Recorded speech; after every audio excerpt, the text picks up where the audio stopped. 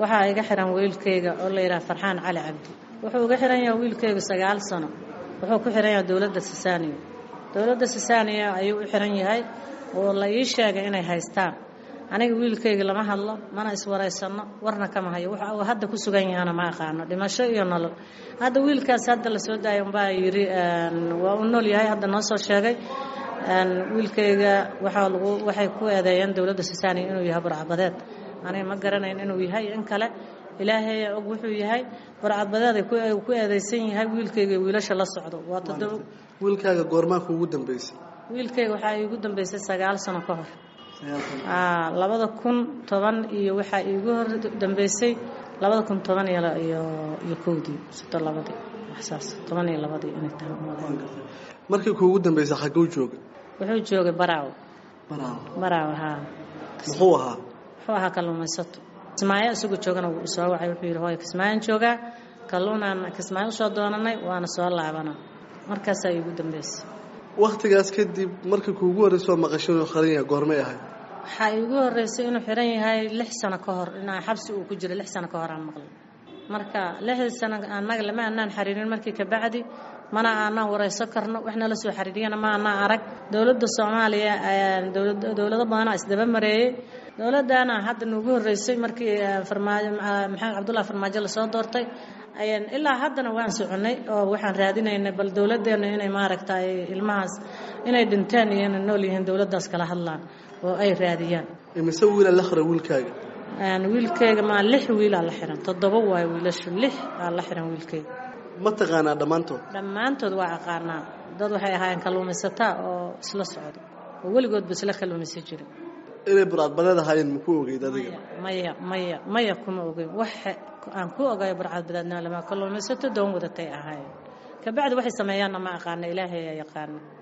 ina khariig inaad maqashay Tansaaniya xagee bay kaga qarnaayeen xogta siyaa ku soo gaarsiiyay xogta waxa ay soo gaarsiiyay Tansaaniya horta Daar es Salaam ku xiran yihiin la yiri xabsi weyn Daar es Salaam ku yaala ay ku xiran yihiin la xogta ummad Soomaaliyeed waxa ay soo gaarsiiday oo Daar es Salaam degan ayaa kulay meesha ka maqleen sidaas calaaligeeda ku maqleen ay ugu soo gaarsiiyeen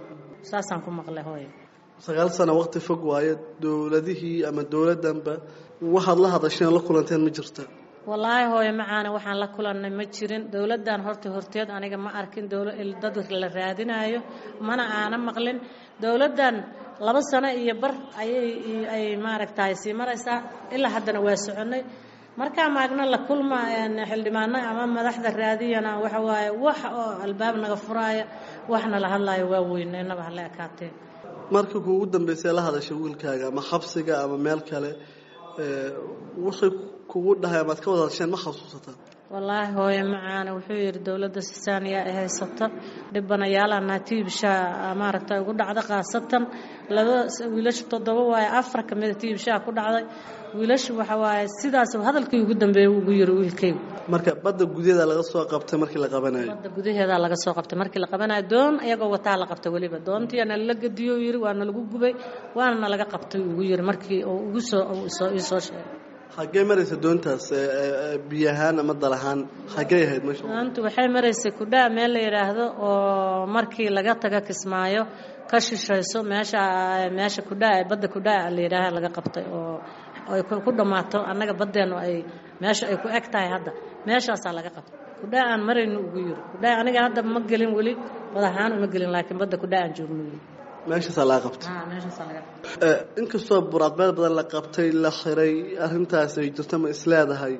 wiilashaas suuragal way ahayd inay ku biiraan ay noqdo wallaahi waa suuragal inay ku biiraan waa noqon kareen wiilasha dhalinyaro waaye dhalinyarana magaalada joogtay markaasna burcadbadeed waa shaqeynayso way socotay ma fahantay aniga inkastoo aan hooyo ahay oo waxba hadda ka fahmi karin suurtagal waaye burcadbadeed inay ahaayeen sababta ay tahay facooda burcadbadeed noqday kuwii kale si ayaga la jooga burcadbadeed ahaa marka waa suurtagal hooyo maxaad ugu yeer lahayd dawladda Soomaaliyeed maxaad isleedahay wad dhihi kartaa galabta madaxda Soomaaliyeed madaxweynaha iyo ra'iisul wasaaraha iyo xildhibaanada iyo ummadda dhan inta noo dhaaratay oo madaxda waxaan ka codsanayaa horta nimankaas inay ka qayb qaataan sidii ay ku soo deyn lahaayeen ayaga waxaan ahayna noo doodi kara ama na soo deey kara maba la arkaba ayagaan sugeynaa ayagaan ka codsanaynaa inay naga soo daayaan wiilashaas waxaan dhex joogaa goob lagu xanaaneeyo duurjoogta ee loo yaqaano harimacadka 29 xabo oo da'doodu ay kala duwan tahay ayaa ii muuqda mid kastaaba waxa uu haystaa bogcad uu ku ciyaaro isla markaana waxa qaarkood hor yaala hilib saafiya hore ayaanu sii socday waxa aan u galay maqsin ka mida maqsinada goobtan ku yaala waxaa hareeraha iga muuqda khaanado guud ahaanba gurigan iminka aan soo galay waxa ku sharaxanay waa dawooyin iyo qoraallo kala duwan oo ay ku taariikhaysan yihiin wakhtiyo kala duwan iyo maalmo kala duwan waxaa dhexda yaalla miis cad waxa ku goglan qalab loogu talagalay in markaasi lagu nadiifiyo ama lagu xanaaneeyo oo lagu daweeyo qaar ka mid ah harimacadkan 12 harimacad oo dhala ayaa lagu soo qabtay rag sharci darro doonayay in ay ugu dhoofiyaan dibadda waxaa hadda ka nool 3 xabo oo iyaga ishoodu ay fiican tahay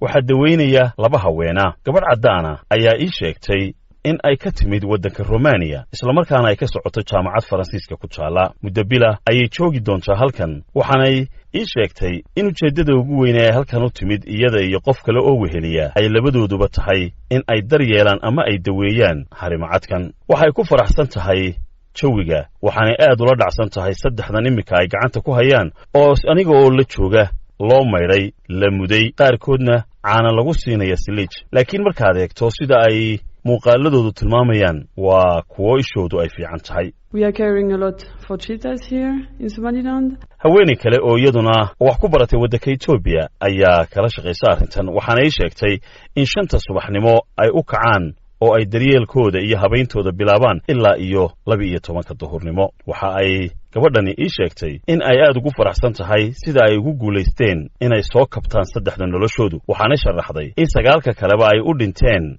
nafaqa darro iyo fuuqbax iyagoo aad u yaryar oo laga soo qaaday hooyadood ama si kale haddii loo dhigo in muddo ah ayaa ay siteen nimankan burcadda ah ee doonayay inay dhoofiyaan waxaana sheegaysaa in aanay siinin wax dareera sida caano iyo wax kale oo nafaqeeya ama jidhkooda soo celiya